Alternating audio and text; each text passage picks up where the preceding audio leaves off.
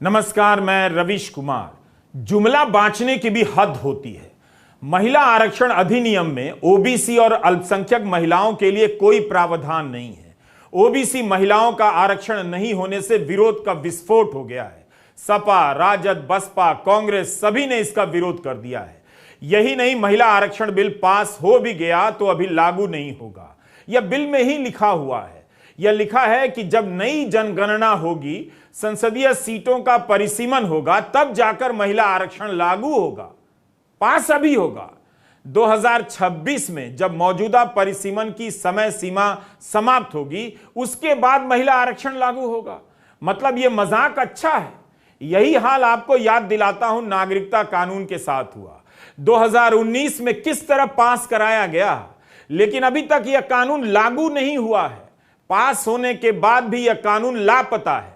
प्रचंड बहुमत से लबालब मोदी सरकार भी अपने बिल में ओबीसी की महिलाओं, अल्पसंख्यक महिलाओं को आरक्षण नहीं दे सकी।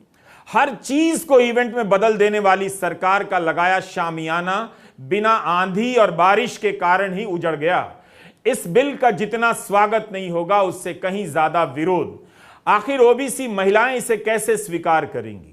इसी के साथ सरकार ने देश की जनता को याद दिला दिया कि 10 साल में नई जनगणना का काम नहीं हुआ। जब इस बिल को 4 साल या 5 साल बाद लागू होना है, तो सूत्रों के हवाले से इतना माहौल क्यों बनाया गया? क्या इसीलिए कि 2 भाषण देने के बाद एक और भाषण देने का मौका मिलेगा? ऐसा लगता है कि संसद का यह विशेष सत्र प्रधानमंत्री के भाषणों का विशेष सत्र साबित होने जा रहा है। विशेष सत्र बुला लिया गया और पता ही नहीं लगता है कि करना क्या है। 18 सितंबर से लेकर 19 सितंबर के बीच संसद में प्रधानमंत्री के 2-2 भाषण हो गए हैं।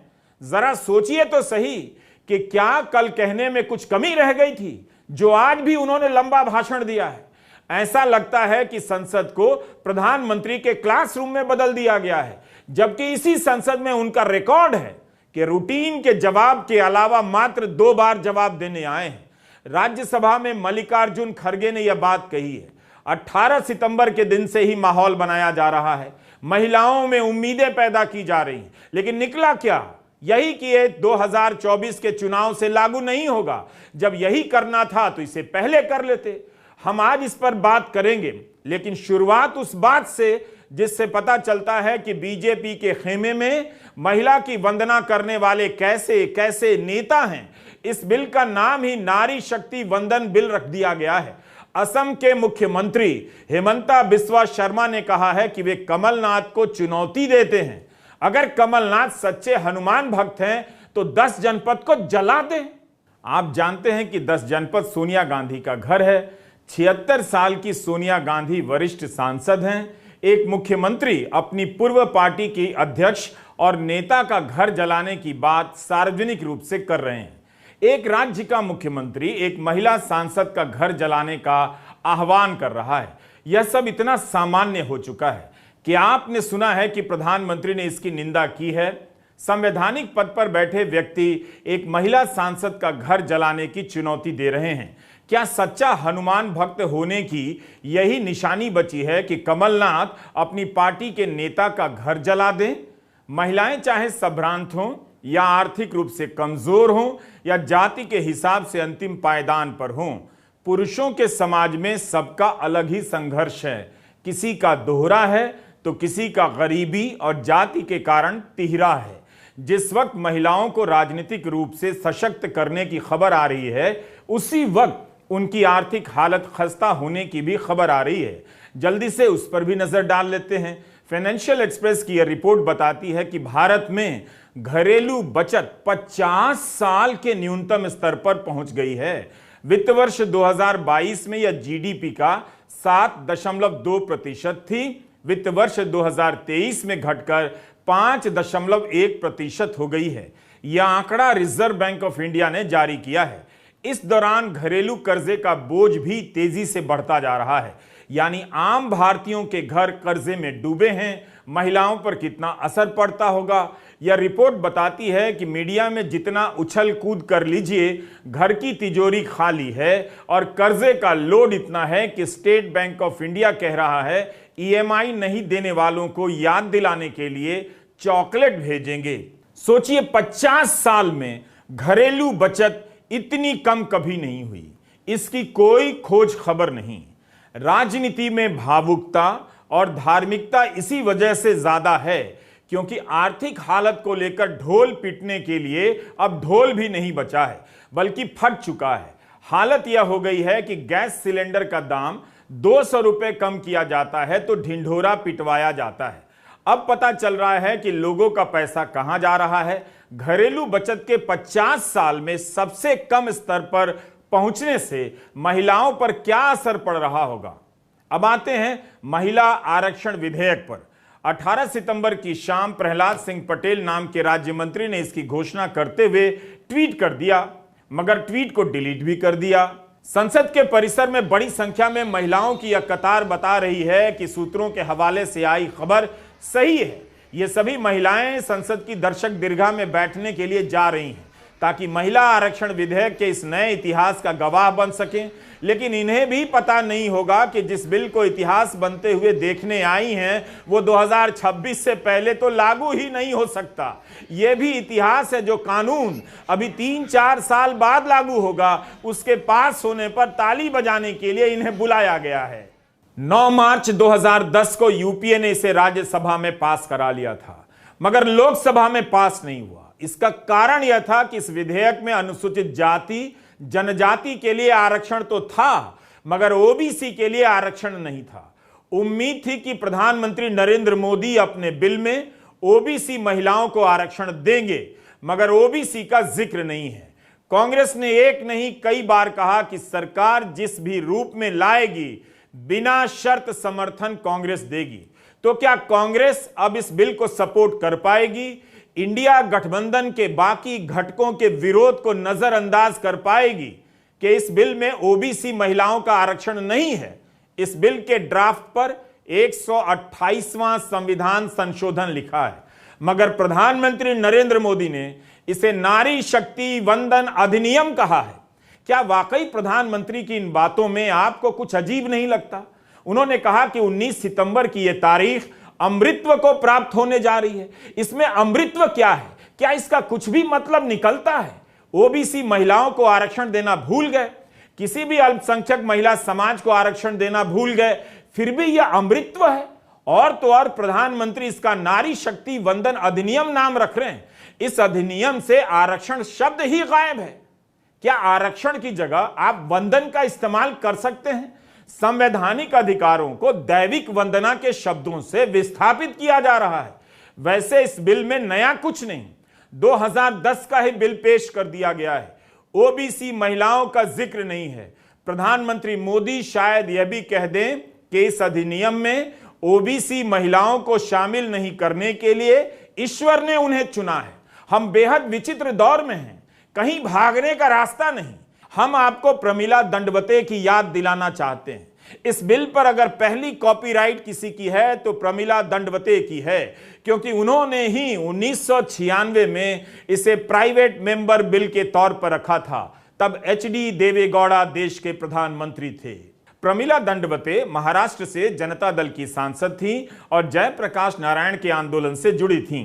प्रजा सोशलिस्ट पार्टी से राजनीतिक सफर की शुरुआत हुई। आपातकाल में 18 महीने जेल में रहीं। 1980 में जनता दल की टिकट पर मुंबई नॉर्थ सेंट्रल से चुनाव जीती। आरंभ से ही प्रमिला दंडवते महिला आरक्षण की समर्थक रहीं। प्राइवेट मेंबर बिल पेश करने के बाद तय हुआ कि एक संसदीय कमेटी पूरे देश में जाकर अलग अलग संगठनों से बात करे और ड्राफ्ट तैयार करे। उस कमेटी की चेयरपर्सन सीपीआई की गीता मुखर्जी बनाई गईं। इस कमेटी में ममता बनर्जी, मीरा कुमार, सुमित्रा महाजन, नीतीश कुमार, शरद पवार, विजय भास्कर रेड्डी, सुषमा स्वराज, उमा भारती, गिरिजा व्यास, रामगोपाल यादव, सुशील कुमार शिंदे और हन्नन मुल्ला थे। इस कमेटी ने जो प्रारूप बनाया उसके अनुसार महिला आरक्षण 15 साल के लिए लागू होना था। एक सीट को एक बार के लिए ही आरक्षित किया जाना था और सीटों का रोटेशन होना था। इस तरह 3 चुनावों में सभी सीटों पर एक बार महिला आरक्षण लागू हो जाता। 15 साल के पीछे यह सोच थी कि इस दौरान महिलाएं अपनी राजनीतिक पहचान बना लेंगी, फिर इसकी जरूरत नहीं रहेगी। 16 मई 1997 को लोकसभा में इसे लेकर बहस हुई, लेकिन सत्ता पक्ष के गठबंधन से ही इसका विरोध हो गया। सांसद शरद यादव ने कहा कि कौन महिला है कौन नहीं, केवल बाल कटी महिलाओं के लिए आरक्षण नहीं होने देंगे। यूनाइटेड फ्रंट की सरकार पास नहीं करा सकी और लोकसभा भंग होने पर यह बिल लैप्स हो गया। बार बार समाप्त हो जाने के बाद भी यहां तक लाने में सभी दलों की महिला सांसदों का योगदान रहा है, मगर इसकी भूमिका तैयार करने और सामाजिक स्तर पर इसकी मांग को जिंदा रखने के लिए महिला संगठनों ने कम बड़ी भूमिका नहीं निभाई है। रास्ता रोको, भूख हड़ताल, दिल्ली से कन्याकुमारी तक की रेल यात्रा, कई महिला संगठनों का साथ आना, यही कारण था कि किसी अंधेरे कोने में रख देने के बाद भी यह बिल सबको दिखाई देता रहा। रंजना कुमारी शुरू से ही इस मसले से जुड़ी रही हैं, ड्राफ्ट तैयार करने से लेकर धरना प्रदर्शनों में शामिल होने तक। संसद के विशेष सत्र में महिला आरक्षण विधेयक को पारित किए जाने की बात चल रही है। मुझे लगता है कि ये देश की महिलाओं के प्रति सबसे बड़ा न्याय होगा, क्योंकि आज 3 दशक हो गए जब पहली बार श्रीमती प्रमिला दंडवते सांसद रहते हुए इस बिल को पार्लियामेंट में लाई थी। उसके बाद एक पार्लियामेंट्री संसदीय कमेटी बनी थी, जिस कमेटी ने पूरे देश में घूम करके राय जानने की कोशिश की थी। वापस आने के बाद गीता मुखर्जी के नेतृत्व वाली कमेटी में ये बिल बनाया गया और फिर उसके बाद उसको संसद में रखा गया। लेकिन बड़े दुर्भाग्य की बात है कि जब महिलाओं की हिस्सेदारी की बात आती है तो हम सारे लोकतंत्र के नियमों को भूल जाते हैं, और जो इस समय महिलाओं को मिलना चाहिए वो आज तक नहीं मिला, जबकि आजादी की पूर्व संध्या पर ही ये बात कही गई थी कि बराबरी होनी चाहिए। ओबीसी महिलाओं को आरक्षण ही महिला आरक्षण के पास होने में सबसे बड़ी रुकावट बनता रहा। गीता मुखर्जी कमेटी ने भी कहा कि उचित समय पर ओबीसी महिलाओं को आरक्षण दिया जाना चाहिए। नीतीश कुमार, शरद यादव, मुलायम सिंह यादव, लालू यादव ओबीसी महिलाओं को आरक्षण दिए जाने की मांग पर अड़े रहे, लेकिन प्रधानमंत्री मोदी की सरकार ने जो ड्राफ्ट पेश किया है उसमें ओबीसी महिलाओं के आरक्षण की बात नहीं है, अल्पसंख्यक महिलाओं के आरक्षण की बात भी नहीं है। indiatogether.org की मीनाक्षी नाथ को दिया प्रमिला दंडवते का एक पुराना इंटरव्यू पढ़ रहा था।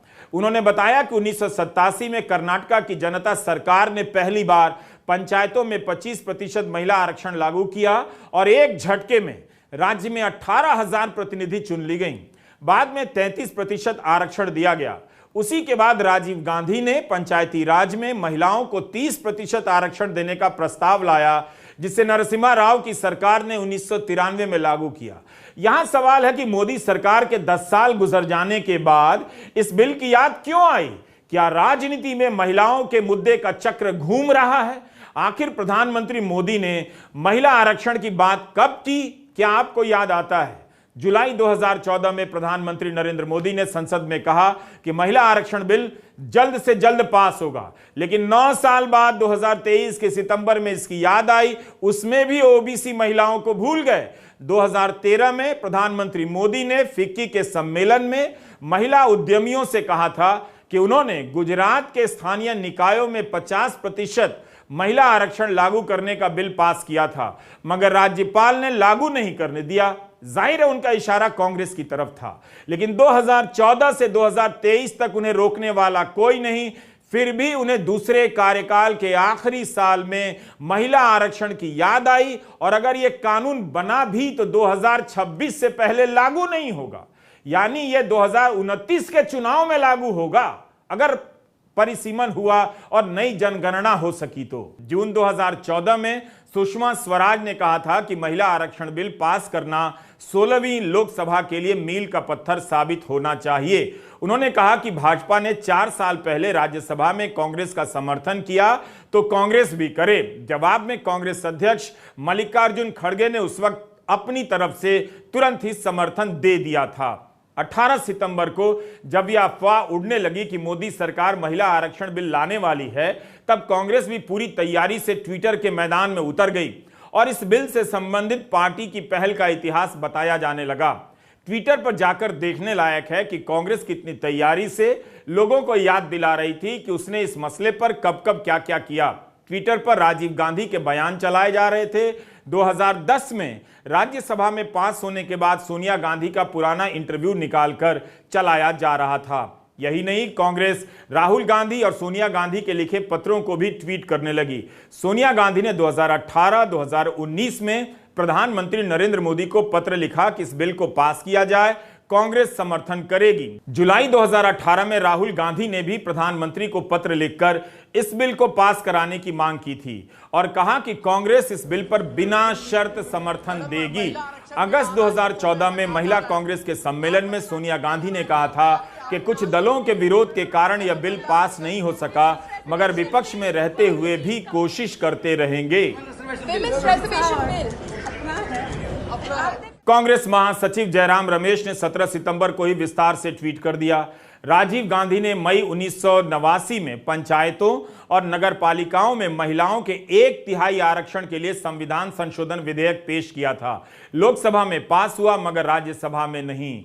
अप्रैल 1993 में पीवी नरसिम्हा राव की सरकार में यह पास भी हुआ, कानून भी बना। जयराम रमेश ने बताया कि 1993 में नरसिम्हा राव की सरकार के फैसले के कारण आज पंचायतों में 15 लाख से अधिक महिलाएं निर्वाचित हैं।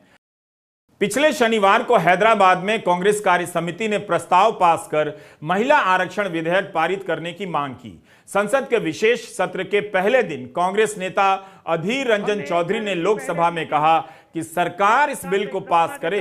रविवार को कांग्रेस की तेलंगाना में बड़ी रैली हुई। इस रैली में कांग्रेस की 6 गारंटी में से 3 गारंटी महिलाओं से जुड़ी थीं। हर महिला को प्रति माह 2500, बस यात्रा फ्री और गैस का सिलेंडर 500 रुपए में। कर्नाटका में भी कांग्रेस ने यही वादा किया, लागू किया। सितंबर 2021 में तमिलनाडु सरकार ने सरकारी नौकरियों में महिलाओं के लिए आरक्षण 30% से बढ़ाकर 40% कर दिया। हाल की राजनीति में महिला वोटरों तक पहुंचने की राजनीति अलग ही मोड़ ले रही है। शायद यह वजह भी हो सकती है कि 10 साल तक जो बिल याद नहीं आया, प्रधानमंत्री नरेंद्र मोदी को याद आने लगा।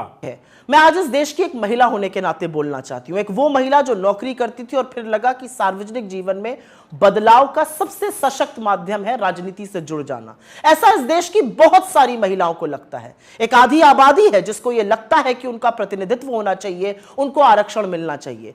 तो जब मोदी सरकार ने विमेंस रिजर्वेशन बिल की, महिला आरक्षण की बात की, तो हम प्रफुल्लित हो उठे। हमें लगा चलो जो काम हमने शुरू किया था, जिसकी ओरिजिनल शिल्पकार यूपीए की सरकार श्रीमती सोनिया गांधी थी, हमने राज्यसभा में बिल पारित कराया था, अब वो क्रियान्वित होगा। लेकिन अब पता चला कि मोदी जी की नीति और नियत दोनों में खोट है। आज भी महिला आरक्षण पर किंतु परंतु अपितु से पूरा बिल भरा पड़ा है। आज भी यह जुमला इसलिए दिया गया क्योंकि अपनी आगामी हार साफ दिख रही है और मोदी जी के स्कोर कार्ड पर नील बटा सन्नाटा है। तो महिलाओं को एक जुमला दे दिया गया महिला आरक्षण का। लेकिन असलियत इस बिल में साफ हो गई, क्योंकि यह बिल साफ तौर से कहता है कि महिला आरक्षण तभी होगा जब पहले जनगणना होगी, फिर डिलिमिटेशन होगा और उसके बाद महिला आरक्षण क्रियान्वित होगा। मतलब 2029 से पहले महिला आरक्षण संभव ही नहीं है। जिन लोगों को लग रहा था कि 2024 में 10 साल सत्ता चलाने के बाद मोदी जी एक काम तो अच्छा कर जाएंगे, उनको भी ठग लिया मोदी जी ने। आज इस देश की महिलाएं अपने आप को ठगा महसूस कर रही हैं, क्योंकि डिलिमिटेशन, जनगणना होते होते 2029 तक ही यह संभव हो पाएगा। पंचायतों के स्तर पर नीतीश कुमार ने महिला आरक्षण को नया मोड़ दिया। 2006 में बिहार में नीतीश कुमार ने पंचायतों में महिला आरक्षण को 33% से बढ़ाकर 50% कर दिया। महिला वोटर तक पहुंचने में राजनीतिक दलों की सांस फूल रही है। इस सेगमेंट पर अलग अलग दलों और नेताओं की अपनी पकड़ है। महिलाओं के सेगमेंट पर बीजेपी के नेताओं के विरोध का भी अपना इतिहास है। उमा भारती जैसी महिला सांसदों ने ओबीसी महिलाओं को लेकर विरोध किया, तो दूसरे नेताओं की आपत्ति का आधार अलग रहा। यह अप्रैल 2010 की रिपोर्ट है, हिंदुस्तान टाइम्स के विकास पाठक की। रिपोर्ट में लिखा है कि भाजपा के वरिष्ठ सांसदों द्वारा पब्लिक में महिला आरक्षण का विरोध पार्टी के लिए शर्मिंदगी का कारण बन गया है। योगी आदित्यनाथ के बारे में इस रिपोर्ट में लिखा है कि वे 1 महीने से सार्वजनिक रूप से पार्टी की लाइन का विरोध कर रहे हैं। बिल के संदर्भ में पार्टी द्वारा व्हिप इश्यू करने के मामले पर योगी का बयान छपा है कि हम जनता के प्रतिनिधि हैं, बंधुआ मजदूर नहीं। हम पार्टी के सभी सांसदों के बीच इस पर बहस चाहते हैं, नहीं तो मैं सांसदी से इस्तीफा दे दूंगा। दिल्ली के एसी कमरों में बैठे लोग पब्लिक पॉलिसी नहीं तय कर सकते हैं। एक तरफ पार्टी आधिकारिक रूप से बिल का समर्थन कर रही थी और योगी आदित्यनाथ कह रहे थे कि वे बिल का विरोध करेंगे, चाहे उसमें सब कोटा हो या ना हो। यहां तक उन्होंने कह दिया कि इस बिल के पास होने से भारतीय राजनीतिक सिस्टम डूब जाएगा। योगी ने तो महिला आरक्षण को सीधा बच्चों की देखरेख पर खतरे से भी जोड़ दिया था। योगी आदित्यनाथ उत्तर प्रदेश के मुख्यमंत्री हैं और जाहिर है अब इसका विरोध नहीं कर पाएंगे। इस बिल के पेश होते ही समर्थन करने वालों में वे सबसे आगे नजर आ सकते हैं। यही नहीं, ऑल्ट न्यूज के मोहम्मद जुबैर ने बीजेपी के आईटी सेल के चीफ अमित मालवीय के पुराने बयान और ट्वीट निकाल दिए हैं। 2010 में अमित मालवीय लिखा करते थे कि सोनिया गांधी पूरे देश को ताक पर रख रही हैं क्योंकि अपना एजेंडा पूरा करना चाहती हैं। क्या उनके एमपी उनका विरोध करेंगे? अमित मालवीय लिख रहे हैं कि प्रिय महिलाओं, राहुल गांधी को लगता है कि आपको सिर्फ 12 सिलेंडर और 50% आरक्षण चाहिए। अफसोस है कि अगर कांग्रेस जीत गई तो वे प्रधानमंत्री होंगे। 2013 में अमित मालवीय लिखते हैं कि आरक्षण का कोई सेंस नहीं, मुझे नहीं लगता औरतों को आरक्षण चाहिए, औरतों को भी ऐसा नहीं लगता। इस ट्वीट के कुछ हफ्तों के बाद लिखते हैं, एक तरफ जब हमें सभी तरह के आरक्षण हटाने के बारे में बात करनी चाहिए, वहीं महिला आरक्षण को लेकर नई मांग छेड़ी जा रही है। हमें अमित मालवीय द्वारा इसका कोई जवाब नहीं मिला। बीजेपी के आईटी सेल के चीफ अमित मालवीय का ट्वीट है कि सभी प्रकार का आरक्षण समाप्त हो जाना चाहिए। आज वे क्या करेंगे? तेजस्वी सूर्या बीजेपी के चहेते नेता रहे हैं और सांसद हैं। इनका एक ट्वीट याद दिलाना चाहता हूं। अगर यह विधेयक पास हो गया तो कितने सांसद, खासकर भाजपा के और नेता उनके, मजबूरी में इसका स्वागत करते नजर आएंगे। तेजस्वी सूर्या के इस ट्वीट की खोज भी ऑल्ट न्यूज के मोहम्मद जुबैर ने की है। यह काम गोदी मीडिया के पत्रकारों को करना चाहिए, लेकिन आज वे केवल मोदी मोदी करेंगे। इसी के लिए पत्रकारिता में आए हैं। आप भी टीवी चलाकर देखिएगा कि इनके कवरेज में विपक्षी दलों को कितना स्पेस यानी कितनी जगह मिलती है। ऑल्ट न्यूज के जुबैर ने तेजस्वी सूर्या के एक पुराने ट्वीट का स्क्रीनशॉट पोस्ट किया है, जिसमें वे कह रहे हैं कि महिला आरक्षण के अलावा मोदी सरकार का एजेंडा प्रेरणादायक है। उस दिन से डर लगता है जिस दिन महिला आरक्षण एक सच्चाई बन जाएगा। यह ट्वीट अब डिलीट कर दिया गया है। 10 जून 2014 का यह ट्वीट है। तो अब वो दिन आ गया है। तेजस्वी सूर्या कितने डरे हुए हैं वही बता सकते हैं। वैसे आज वे तारीफ करते नहीं थकेंगे। इस बिल का विरोध करने वालों में असदुद्दीन ओवैसी भी थे। तब उन्होंने कहा था कि यह बिल मुसलमानों के हित में नहीं है। अगर यह पास हुआ तो मुस्लिम सांसदों की संख्या और घट जाएगी। इस पूरी बहस से मुस्लिम महिलाएं गायब कर दी गई हैं, जैसे वो किसी भी कैटेगरी में आती ही नहीं है। सवाल है, क्या महिलाएं मुस्लिम महिलाओं की बात करने का साहस जुटा पाएंगी? 3 तलाक के नाम पर मुस्लिम महिलाओं का चैंपियन बनने वाले प्रधानमंत्री नरेंद्र मोदी भी महिला आरक्षण में उनकी हिस्सेदारी भूल गए। भारत में जब कठुआ हुआ, जब बिल्किस बानो के अपराधियों को, बलात्कारियों को छोड़ा गया, उस समय भरपूर मात्रा में महिला सांसद और विधायक भारत के संसद में थी और इन लोगों ने कुछ भी नहीं कहा। जब मुसलमान महिलाओं का बलात्कार होता है, लड़कियों का, बच्चियों का, या उनके बुरखे नोचे जाते हैं, या सुल्ली बाई बुल्ली डील होती है, उन्हें ऑनलाइन ऑक्शन किया जाता है, नीलामी की जाती है, कुछ भी होता है अपराध मुस्लिम महिलाओं के साथ, तो ये सभी महिलाएं जो संसद में हैं, जो मंत्री हैं, ये सब चुप रहती हैं। यहाँ तक कि महिला और बाल कल्याण विकास मंत्री स्मृति ईरानी भी चुप रहती हैं, जबकि उनका ये काम है। National human rights commission, national women rights commission, ये सब विभाग भी चुप रहते हैं। ऐसे में ये अब जरूरी है, जो पीड़ित वर्ग है, जो पीड़ित समाज है, जिसके मानवाधिकारों का उल्लंघन होता है, जिनके साथ अपराध होता है, लाजमी तौर पे सिर्फ वही वर्ग से आने वाली महिलाओं को यहाँ बिठाया जाए। महिला और बाल कल्याण में अगर मुकेश अंबानी की पत्नी को या जुबिन ईरानी की पत्नी को आप ला करके बिठाएंगे तो वो किसी कठुआ की पीड़िता का दर्द नहीं महसूस कर सकती है। तो सबसे पहले तो ये हो कि अभी जो भी पद हैं महिलाओं के लिए, उन सब में दलित, आदिवासी और पिछड़े मुसलमान और पिछड़े ईसाई और सिख, यानी कि पिछड़े अक़लियतों के समाज से महिलाएं बिठाई जाएं, उनको पद दिए जाएं, जिससे कि वो अपने काम को और अपने पद को सार्थक कर सकें। तो ऐसे में हमें सजग रहना पड़ेगा कि कहीं ऐसा ना हो कि साध्वी प्राची या यतीमा चेतानंद सरस्वती या साध्वी पूजा शकुन जो बापू के पुतले को गोली मारती हैं और खून बहाती हैं, इस तरह की महिलाएं और ज्यादा मात्रा में आकर के न भर जाएं। मुस्लिम महिलाओं, सिख और ईसाई महिलाओं की कोई बात नहीं, ओबीसी महिलाओं की कोई बात नहीं। यह बिल राजनीति में टकराव का कारण बनेगा और हो सकता है इंडिया गठबंधन में दरारें भी पैदा करे। समाजवादी पार्टी के नेता अखिलेश यादव ने ट्वीट किया है कि महिला आरक्षण में लैंगिक न्याय और सामाजिक न्याय का संतुलन होना चाहिए। पिछड़े, दलित, अल्पसंख्यक, आदिवासी महिलाओं का आरक्षण स्पष्ट होना चाहिए। राजद नेता राबड़ी देवी ने कहा है कि महिला आरक्षण के अंदर वंचित, उपेक्षित, खेतीहर एवं मेहनतकश वर्गों की महिलाओं की सीटें आरक्षित हों। मत भूलो, महिलाओं की भी जाति है। समाजवादी पार्टी की राज्यसभा सांसद जया बच्चन ने कहा है कि महिला आरक्षण बिल को समर्थन देंगे, लेकिन आरक्षण के भीतर आरक्षण दिया जाए। उनका तात्पर्य ओबीसी और अनुसूचित जाति की महिलाओं के लिए अलग से आरक्षण के बारे में है। आम आदमी पार्टी के सांसद राघव चड्ढा ने कहा है कि महिला आरक्षण लाएंगे मगर तारीख नहीं बताएंगे। देश की महिलाओं को नई जनगणना और परिसीमन का इंतजार करना पड़ेगा। हम इसे तुरंत लागू करने की मांग करते हैं। प्रकाश अंबेडकर ने कहा है कि इसमें ओबीसी महिलाएं शामिल नहीं हैं, यह बिल अधूरा है। कांग्रेस महासचिव जयराम रमेश ने भी कहा है कि चुनावी जुमलों के मौसम में यह सबसे बड़ा जुमला है। यह करोड़ों भारतीय महिलाओं और लड़कियों के साथ धोखा है। कांग्रेस ने पहले ही कहा है कि मोदी सरकार ने 2021 की जनगणना नहीं की। भारत G20 में एकमात्र ऐसा देश है जिसने अभी तक जनगणना नहीं की है। बिल में कहा जा रहा है कि महिलाओं के लिए आरक्षण कानून बनने के बाद लागू होगा, यानी पहली जनगणना और परिसीमन के बाद लागू होगा। जयराम रमेश ने सवाल किया है कि जनगणना आखिर कब होगी? क्या 2024 से पहले हो जाएगी? इसका मतलब है कि आज के यह बिल हेडलाइन के लिए है, जबकि कोई तारीख स्पष्ट नहीं की गई है। प्रधानमंत्री नरेंद्र मोदी ने बेटी बचाओ बेटी पढ़ाओ के नाम पर महिलाओं तक पहुंचने की कोशिश 2014 से ही शुरू कर दी थी।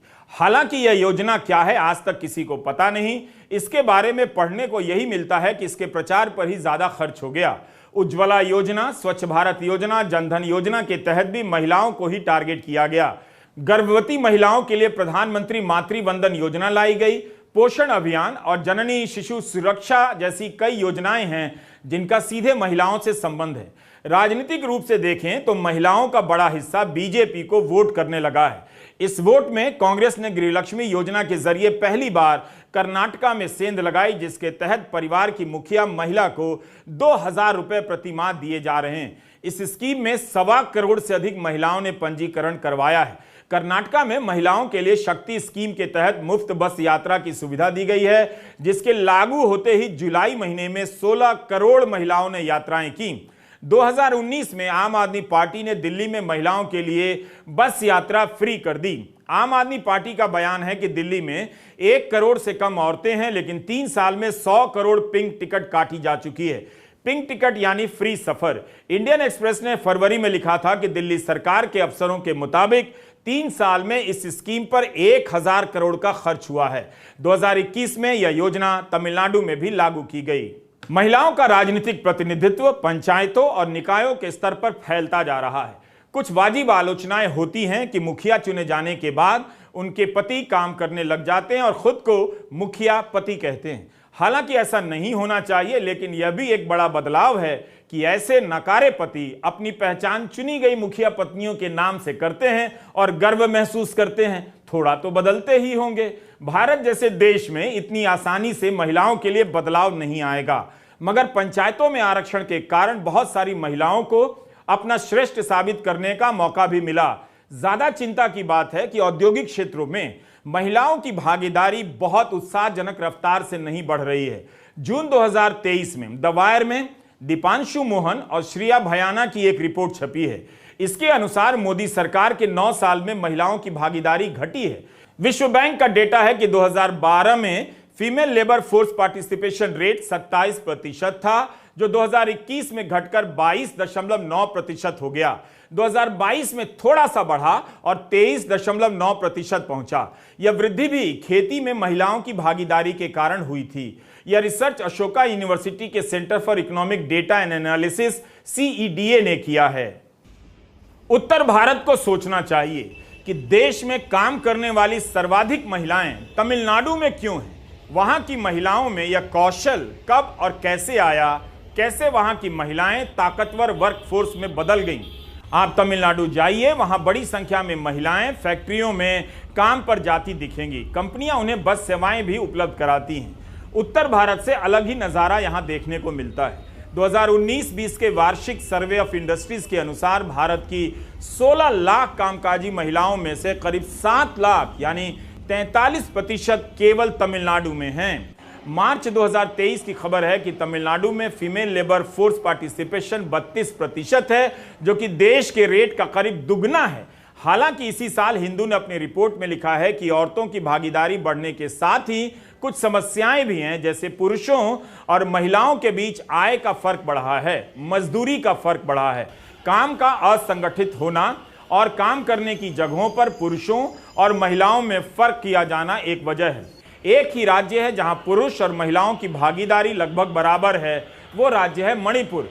2019-20 में मैन्युफैक्चरिंग सेक्टर में मणिपुर में महिलाओं की भागीदारी पुरुषों से ज्यादा पाई गई। सोचिए उस मणिपुर का क्या हाल हो गया है। प्रधानमंत्री उसकी बात नहीं करते, ना वहां जाते हैं। खैर, हमने ये बात इसलिए बताई कि महिलाओं के मुद्दों का संघर्ष अभी किसी भी मुकाम पर नहीं पहुंचा है। कई सेक्टर में उन्हें पुरुषों से कम मजदूरी मिलती है। बड़ी बड़ी कंपनियों में यह सैलरी और मजदूरी का अंतर देखा जा रहा है। इस बिल के जरिए आरक्षण अपना तीसरा पड़ाव पूरा करेगा। आरक्षण का मूल आधार सामाजिक न्याय ही रहा है, मगर इसमें आर्थिक और लैंगिक न्याय भी जुड़ गया है। 2018 में मोदी सरकार ने आर्थिक आधार पर आरक्षण लागू कर दिया। इस आरक्षण का सामाजिक न्याय के पक्षधर लोग आज भी आलोचना करते हैं और कई गंभीर सवाल उठाते हैं। लैंगिक न्याय को लेकर सामाजिक न्याय के पक्षधरों का कोई विरोध नहीं है। उनकी आपत्ति इस बात को लेकर है कि महिला आरक्षण सामाजिक न्याय की अवधारणा पर ही खरा उतर सकता है तभी जब अनुसूचित जाति जनजाति के साथ साथ पिछड़ी जाति की महिलाओं को भी आरक्षण मिले। लेकिन मुस्लिम महिलाओं की बात कोई नहीं करता है। नमस्कार, मैं रवीश कुमार।